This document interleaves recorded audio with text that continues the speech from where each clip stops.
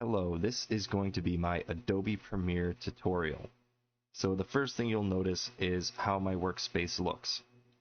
And how I have this set up is I have my project here with folders. I like to edit with folders.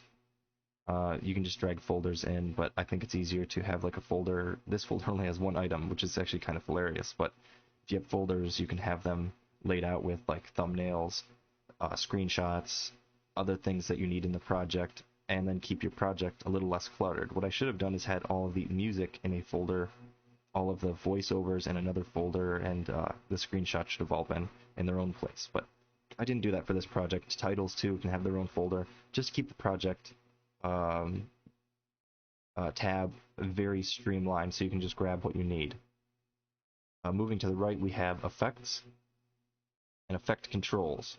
We also have audio mixer, but that's for the final stages of the video. What you really want here is the effect and the effect controls. This way you can go into a clip or a thumbnail and you can quickly adjust the scale or anything else that you need to right here while watching it on this side. And moving on here, as I just mentioned, this is going to be the source and the sequence.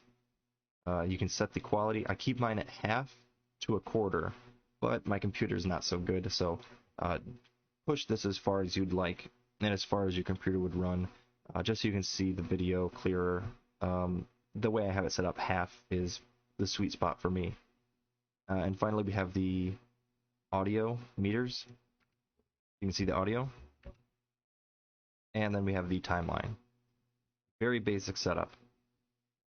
So now we will talk about how I actually edit with my key bindings. Now I've got some key bindings that are specific for me. I don't have them on this computer, but I usually like to keep Q and W as move a frame to the left, move a frame to the right.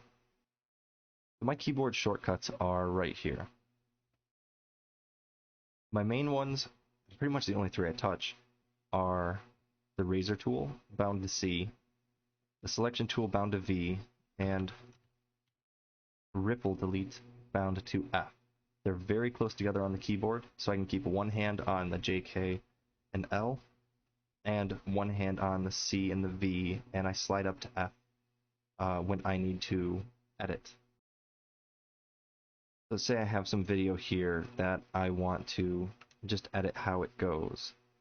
What I would usually do is zoom in, we'll hit C for cut, I will cut the video, I will click it here, and F to ripple delete. Now what ripple delete does is usually you would delete the video like this, and you'd have to drag something over. Oh, now I have to drag this too. Well, I could probably highlight and drag both of them. That is not a very great way of doing it. When you have ripple delete, when you hit F, the whole timeline slides and you have a seamless transition just like that. So that's usually all I use when I edit is the C, the V, and ripple delete.